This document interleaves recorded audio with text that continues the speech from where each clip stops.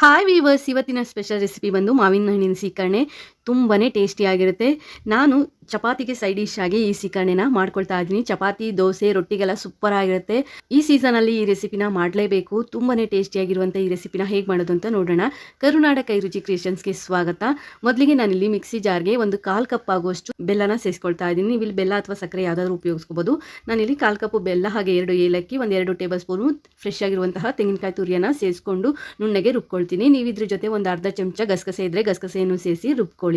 ನುಣ್ಣಗೆ ರುಬ್ಕೋಬೇಕಾಗುತ್ತೆ. ಎಷ್ಟು ನುಣ್ಣಗೆ ರುಬ್ಕೊಳ್ತೀರಾ ಅಷ್ಟು ಚೆನ್ನಾಗಿರುತ್ತೆ. ರುಬ್ಕೊಂಡಿರುವಂತಹ ತೆಂಗಿನಕಾಯಿ, ಬೆಲ್ಲ, ಏಲಕ್ಕಿನೆಲ್ಲ ಸೇರಿಸಿ ರುಬ್ಕೊಂಡಿರುವಂತಹ ಪೇಸ್ಟನ್ನು ಒಂದು ಬೌಲ್ಗೆ ನಾನಿಲ್ಲಿ ತೆಕ್ಕೊಳ್ತಾ ಇದ್ದೀನಿ. ನೀವು ಇಲ್ಲಿ ನೀರನ್ನು ಸೇರಿಸಿ ಆದರೂ ರುಬ್ಕೋಬಹುದು ಅಥವಾ ಹಾಲು ಹಾಕಿ ಆದರೂ ರುಬ್ಬೋದು. ನಾನಿಲ್ಲಿ ನೀರನ್ನು ಸೇರಿಸಿ ನುಣ್ಣಗೆ ರುಬ್ಬಿ ಒಂದು ಬೌಲ್ಗೆ ತೆಕ್ಕೊಂಡಿದ್ದೀನಿ. ಹಾಗೆ ಜಾರ್ಗೆ ಒಂದು ಅರ್ಧ ಕಪ್ ಆಗೋಷ್ಟು ನೀರನ್ನು ಸೇರಿಸಿ ಆ ನೀರನ್ನು ಸಹ ನಾನಿಲ್ಲಿ ಸೇರಿಸ್ಕೊಳ್ತಾ ಇದ್ದೀನಿ.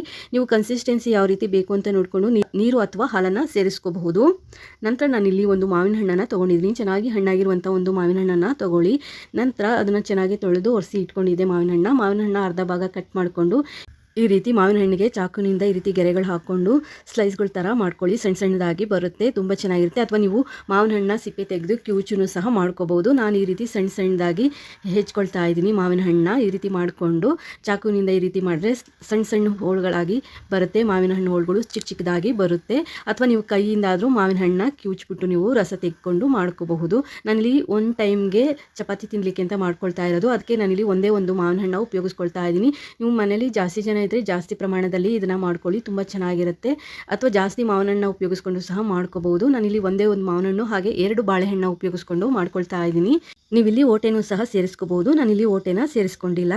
ಮಾವಿನ ಹಣ್ಣು ಇವಾಗ ಕಟ್ ಮಾಡಿಕೊಂಡು ಸೇರಿಸ್ಕೊಂಡಿದ್ದಾಗಿದೆ. ನಂತರ ನಾನಿಲ್ಲಿ ಏಲಕ್ಕಿ ಬಾಳೆಹಣ್ಣ ತೊಗೊಂಡು ಅದನ್ನು ಸಹ ಈ ರೀತಿ ಸಣ್ಣದಾಗಿ ಹೆಚ್ಚಿ ಸೇರಿಸ್ಕೊಳ್ತಾ ಇದ್ದೀನಿ. ತುಂಬಾ ಟೇಸ್ಟಿಯಾಗಿರುತ್ತೆ.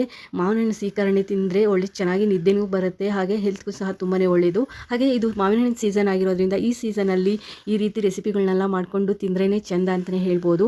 ನಾವು ಸೈಡ್ ಡಿಶ್ ಆಗಿನೂ ತಿನ್ಬೋದು, ಅಥವಾ ಸಿಹಿ ಏನಾದರೂ ತಿನ್ನಬೇಕು ಅನಿಸಿದಾಗೂ ಸಹ ಇದನ್ನು ನಾವು ಮಾಡ್ಕೋಬಹುದು. ನೀವಿಲ್ಲಿ ಬೆಲ್ಲ ಅಥವಾ ಸಕ್ಕರೆನ ಉಪಯೋಗಿಸ್ಕೋಬಹುದು. ಸಿಹಿಗೆ ನಿಮಗೆ ಆಪ್ಷನಲ್ಲು ಏನು ಬೇಕು ಅಂತ ಅನಿಸುತ್ತೆ ಅದನ್ನ ನೀವು ಇಲ್ಲಿ ಸೇರಿಸ್ಕೋಬಹುದು. ಹಾಗೆ ಮಾವಿನ ಹಣ್ಣಿನ ಸಿಹಿ ನೋಡಿಕೊಂಡು ನೀವು ಬೆಲ್ಲನ ಹೆಚ್ಚು ಕಡಿಮೆನೂ ಸಹ ಮಾಡ್ಕೋಬಹುದು. ನೀವಿಲ್ಲಿ ಹಾಲನ್ನು ಸಹ ಸೇರಿಸ್ಕೋಬಹುದು. ಹಾಗೆ ಕನ್ಸಿಸ್ಟೆನ್ಸಿ ನೋಡಿಕೊಂಡು ನೀವು ಹಾಲು ಅಥವಾ ನೀರನ್ನು ಸೇರಿಸ್ಕೋಬಹುದು. ನಾನಿಲ್ಲಿ ಸ್ವಲ್ಪ ನೀರು ಹಾಕ್ಕೊಂಡು ಈ ಕನ್ಸಿಸ್ಟೆನ್ಸಿನಲ್ಲಿ ಮಾಡ್ಕೊಂಡಿದ್ದೀನಿ. ಸ್ವಲ್ಪ ಗಟ್ಟಿಗೆ ಮಾಡ್ಕೊಂಡಿದ್ದೀನಿ. ಈಗ ಮಾವಿನ ಹಣ್ಣಿನ ಸೀಕರಣೆ ರೆಡಿ ಆಗಿದೆ. ಚಪಾತಿ ಜೊತೆ ಸವಿಯೋಕ್ಕಂತೂ ಸಖತ್ತಾಗಿರುತ್ತೆ ಅಂತಲೇ ಹೇಳ್ಬೋದು. ನಾನಿಲ್ಲಿ ಚಪಾತಿ ಮಾಡ್ಕೊಂಡಿದ್ದೆ, ಅದಕ್ಕೋಸ್ಕರ ಮಾಡ್ಕೊಂಡಿದ್ದೀನಿ. ದೋಸೆಗೂ ಸಹ ಚೆನ್ನಾಗಿರುತ್ತೆ, ಹಾಗೆ ರೊಟ್ಟಿಗೂ ಸಹ ಚೆನ್ನಾಗಿರುತ್ತೆ. ಒಂದ್ಸಲಿ ಟ್ರೈ ಮಾಡಿ ನೋಡಿ, ಹೇಗೆ ಬಂದಿದೆ ಅಂತ ಕಮೆಂಟ್ ಮಾಡಿ ತಿಳಿಸಿ. ಈ ರೆಸಿಪಿ ಏನಾದರೂ ಇಷ್ಟ ಆಯಿತು ಅಂದರೆ ಒಂದು ಲೈಕ್ ಕೊಡಿ. ಹೊಸದಾಗಿ ಚಾನಲ್ ನೋಡೋರು ಸಬ್ಸ್ಕ್ರೈಬ್ ಮಾಡ್ಕೊಂಡು ನೋಡಿ. Thanks for watching this video.